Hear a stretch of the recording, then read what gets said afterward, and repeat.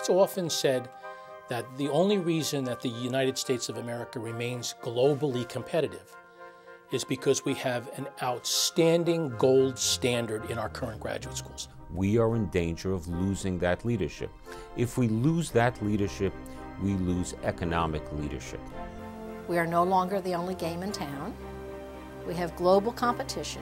And the other thing is we're leaving a large number of people in our country behind who are not getting access to graduate education. We need to find as many people who can compete in this particular environment as possible.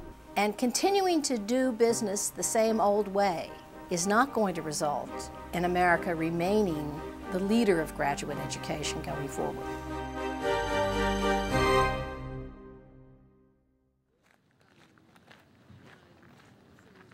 During the last 20 years, there's been a tremendous change in the kind of workforce that is required in this country and, frankly, all countries. We have moved from a time where the trade was a trade among things to a time where the key currency is ideas. The economy of any country is dependent on innovation. The innovation is dependent on trained individuals, and those individuals get their training in graduate school. The overall thing that I study is control theory, and we're trying to put together small robots. What I'm interested in is the biology behind social behavior. Our lab is focused on breast cancer and breast cancer metastasis. Knowledge creation and innovation happens in scientific fields. It happens as we try to improve the quality of life in communities, as we try to make schools better. My name is Ron Brady. I am a co-founder and the head of school here at Foundation Academy Charter School. I attended Princeton University, the Woodrow Wilson School, for graduate school. And I can absolutely say unequivocally that the preparation that I received there serves me exceedingly well now. That's in the information that There are a whole series of issues that I deal with. Everything is extremely complex. And our mission as a school is to prepare every single one of our children, regardless of their background and circumstances, for college. Progress to and through graduate school is like a path. And you have a number of students veering off the path at every stage. Of the college graduates, about 26% receive a graduate degree within 10 years of graduation. For America to be truly competitive, that 26% is simply inadequate. Thank you for calling. Being in college, I had to work because I come from a low-income family. I applied for an MSW, a Master's in Social Work. I was selected, and I assumed I was just going to go straight into graduate school, and that didn't work out because when I received my financial aid, it was not financial aid. It was all loans. And I had already graduated with $20,000 in loans, so I chose not to go. We're leaving behind this huge population of people who can't financially get through the pipeline. We've got to support them. I mean, as a national policy, to lose the best and the brightest because they can't afford to complete their education is actually a national tragedy. So if we want to be leaders going into the future and keep up with what's happening on a global scale, we need as many bodies as possible. The Chinese graduate system is definitely developing very fast. I know from my own experience, more and more students decided to stay in China for their graduate school. Graduate education has gone global. The American model for graduate education has been adopted by advanced nations around the world. I do believe that people still choose the United States over other countries, but at the same time, other countries are catching up. India is catching up for sure, and I think it's a good thing. It's a good thing other countries are catching up. I mean, yes, America has been a superpower for a long time, but it really hasn't solved so many problems for so many people. Things are changing dramatically, and our graduate education process needs to reflect those changes and try to maximize the attraction to people around the world, but also maximize the output for those people who spend a lot of valuable years in graduate education. The single most important thing we can do in universities to strengthen the talent pool in America is graduate those students we admit at the doctoral and master's level. My name's Lisa Pfeiffer. I'm a doctoral student in the biology department. From the time I started my first graduate degree, it will be over 10 years. And I think one of the things that the graduate community needs to look at is how do we better support people when they're in those graduate programs? Life doesn't stop when you're in graduate school. There's not enough support for graduate students who also have family responsibilities.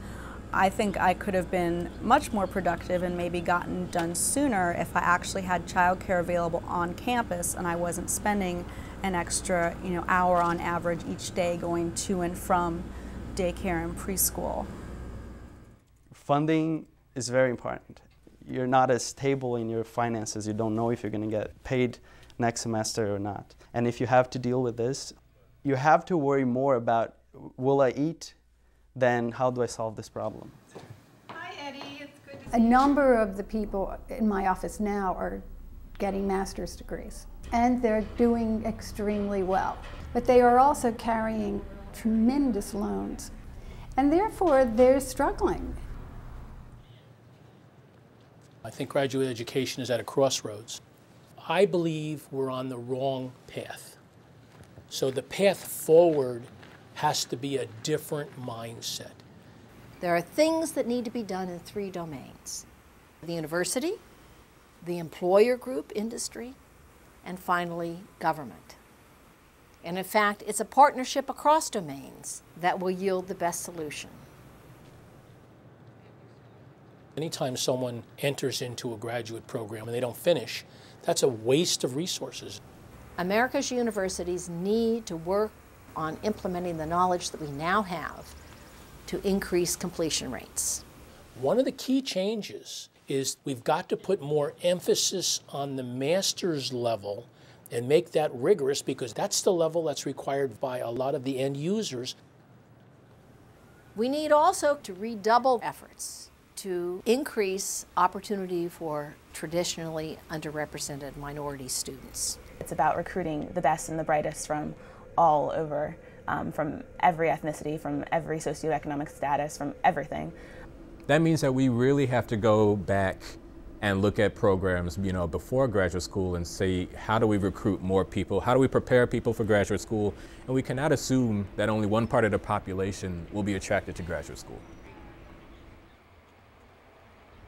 The commercial world really needs to do a much better job in articulating its needs to the graduate community. Part of this is to have an exchange of individuals via internships and cooperative programs. And I think it's important for industry to support graduate schools from a financial perspective as well, to fund scholarships. There's a lot of research that's funded by corporations in graduate schools. A great thing that happened with me is IBM funded part of my fellowship. And going forward, a true partnership with universities in designing and evaluating graduate programs. And finally, that brings us to government. Government historically in America has played an exceedingly important role in funding the development of the intellectual workforce. We now need to invest in people once again at the most advanced level through America's doctoral programs. The public investment, and it is an investment, in graduate education pays off very handsomely. And in fact, it's probably one of the best investments any country can make in its future. At the same time, we need to keep America's doors open for talent flowing into U.S. graduate schools. Immigration difficulty is always there. There's always the possibility of getting your visa rejected. Hopefully the government will make it simpler and maybe put us in the priority category.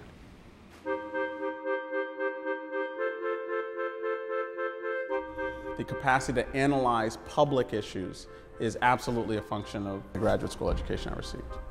When you're in grad school, you have to come up with a solution to a problem that hasn't been solved. So that's what makes it so unique, and that's what makes it so exciting. You know, most people who go are not doing it because they think they're going to make big bucks. They're doing it because it's their passion and they want to help people, they want to make the world a better place. The future prosperity of our country hinges on the direction that we take.